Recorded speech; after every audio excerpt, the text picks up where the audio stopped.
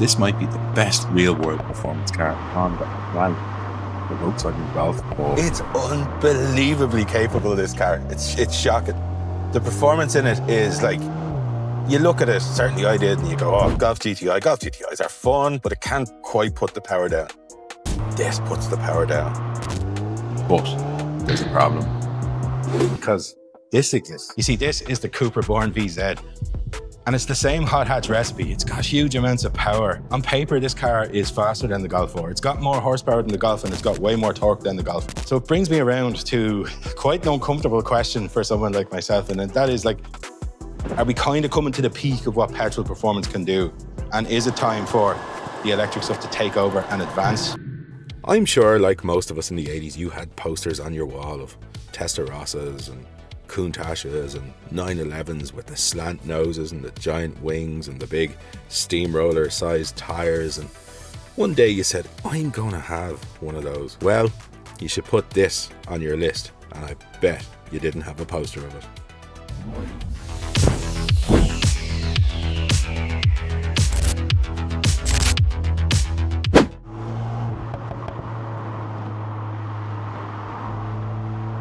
You see, the really clever thing about this is the way it delivers speed. It creates speed in such an unbelievable way. And it's not from the simple recipe of four-wheel drive and, you know, DSG gearbox and 300 odd horsepower. That's not what it is. It's the way it ties all of those things together. It's just phenomenal. It knows your steering angles. It knows where you're most likely going to have traction or not have traction. It will give all of the traction to the front inside wheel if you're turning right, because it knows it's the one most likely to have traction. If that starts to spin, it gives it all to that one. It can give it all to just one wheel on the back in its drift mode. This car is phenomenal. Cars, but if we take the Halo 3, so we'll say the Halo 3 are the 911, the Testarossa, and the Countach. From a 0 to 60 sprint, this Golf R will show all three of them a clean pair of heels, easily.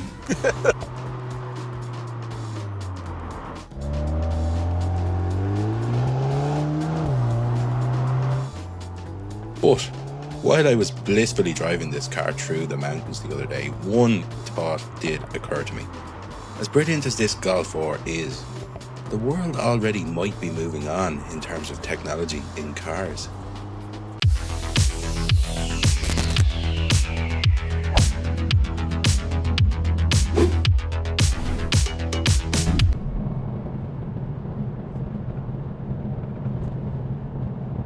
So this is where the electric performance car starts to get interesting. Because on paper, this car is serious. This is a serious bit of kit. We've got 326 brake horsepower, 560 Newton meters of torque. And on top of all that, we have peak efficiency. Always, always, always, always. Those figures are available from the second the wheels start to rotate in this car. The difference on this one is that we have rear wheel drive versus four wheel drive in the Golf last week. But make no mistake, like, this is a serious bit of kit. It's set up properly. I can tell just rolling off here that this car is solid and stiff and it's ready. It's got a dynamic chassis control on it too. So this is going to be pretty interesting. You see, from like 50 kilometers per hour to 120 kilometers per hour, where we all really drive, the way this thing delivers that speed is, whoa! Like, that hurt my neck. That honestly hurt my neck. You're not ready for it. It's so unbelievably fast. There's zero lag. There's zero boost needed. It's just instant efficiency. It's just right there. The second you ask for it, it's so instant and torquey. And without all the noise from a petrol engine, it kind of feels weird because you're expecting the pomp and ceremony.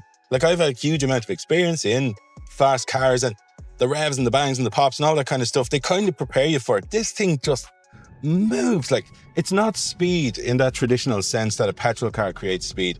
It almost feels like it's just teleported you like 300 meters up the road. It's that kind of feeling. It's just like, how did that happen? Like, it's phenomenal. Like, it's unbelievable, and it's extremely addictive.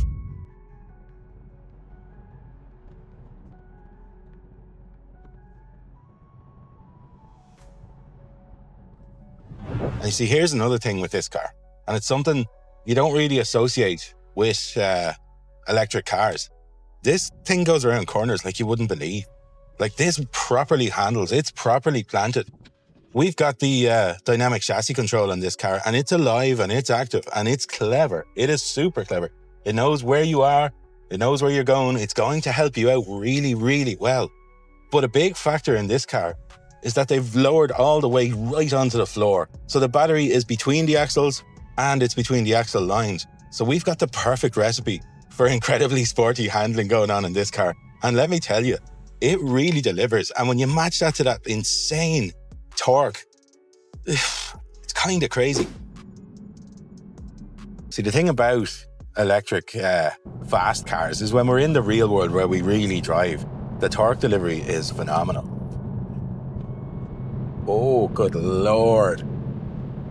Like, that 50 to 120 range, this thing absolutely wins because it's so instant and so efficient. The Golf absolutely cannot compete with this. It just can't.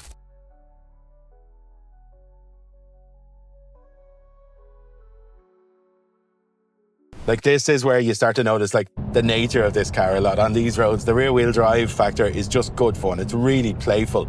And the handling's exceptional, as I said, but it is where you start to notice the weight transfer and stuff. Like, the battery's down low, all that kind of stuff, but we have a lot of weight to move around.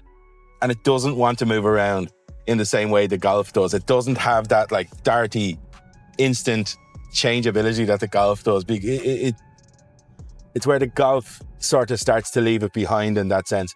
But don't get me wrong, with the sort of torque and the way it pushes you out of corners and all of our traction systems and everything, it's excellent. Again, I have to harken back to the fact that I don't think it's a fair comparison with the Golf, really.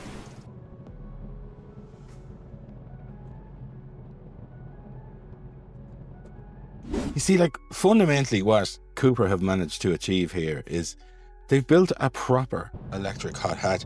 And I know that sounds counterintuitive, and a lot of the press that would be surrounding your EV cars and stuff wouldn't suggest that about them. But believe me, this is the real deal.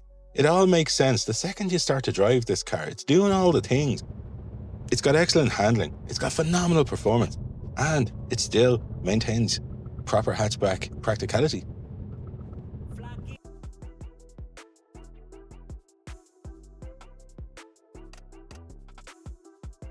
Back into city and town driving, and that's where you start to notice a few differences between the Cupra Born and the Golf R.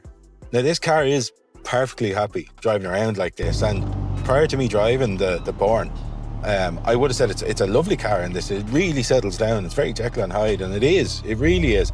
But there are mechanical complexities, as I said a second ago, happening here. There's a lot of trickery going on in here. And then when I compare it to a Golf in the city versus a normal Born in the city, the normal Born's better in the city.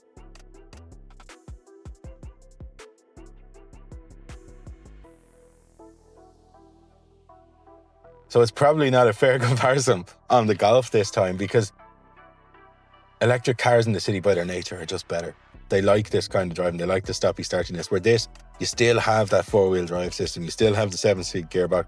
You still have the turbo up the front with the boost control and stuff. And while it's absolutely fine around here, and I do mean that, it is a little bit constrained. You can tell it's trying to hide its true nature. But of course, we do have to consider the fact that we can just put petrol in it and go anywhere we want at any time we want. This requires no planning to live with. So it is a bonus, but it still isn't enough to pull back the win in cities and towns from the Born.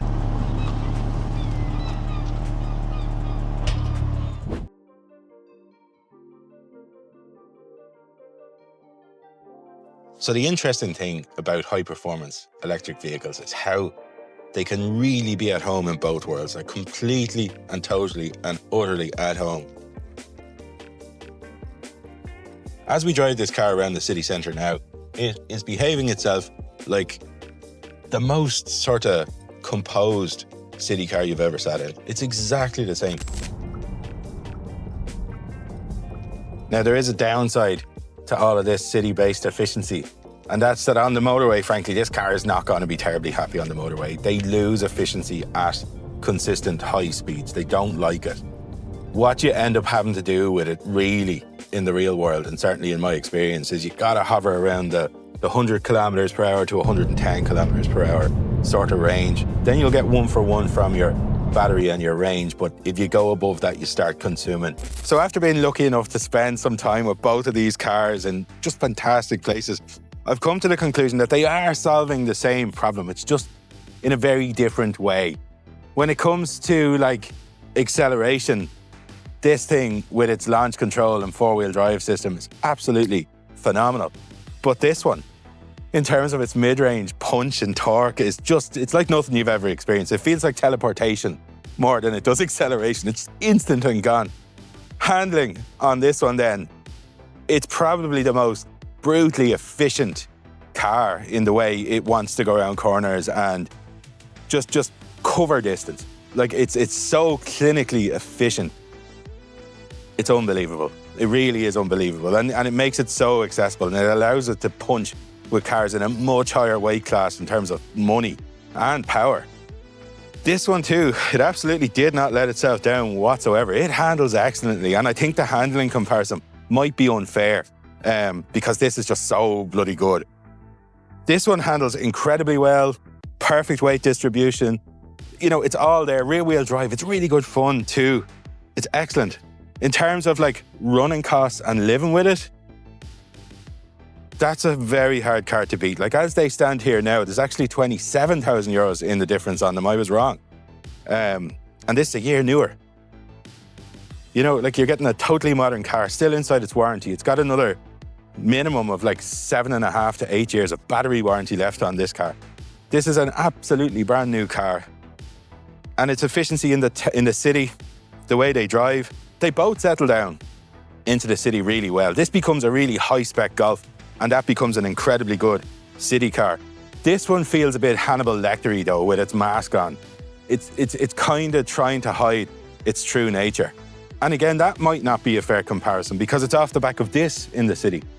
If like, last week before I had driven this, that felt just like my wife's car when it's in the city, where after driving this, I see there's a big discrepancy. Like this one's much more at home in the city and just being a car. And it brings me around to the cost again, I suppose, the finances involved in it. If you're making the decision with your head and just wanting to be practical and realistic and the usability of it in terms of like what you're going to do with it every day, in terms of commuting, you're going to be in traffic. You're not going to always be up the mountains or on a B-road having the crack. You're going to have to live with this thing. The sensible car to buy is probably that one that just beeped at me. But if you're buying one of these cars and you're using the miles per mile metric, which is what you are using when you're buying one of these high performance things, the Golf absolutely wins. Or at least it does for me. So let me know what you think in the comments. Golf R or Cupra VZ? Electric versus petrol, who won in your opinion? Other than that though, if you enjoyed this kind of real world content, don't forget to hit the like and subscribe button because we have plenty more where these came from.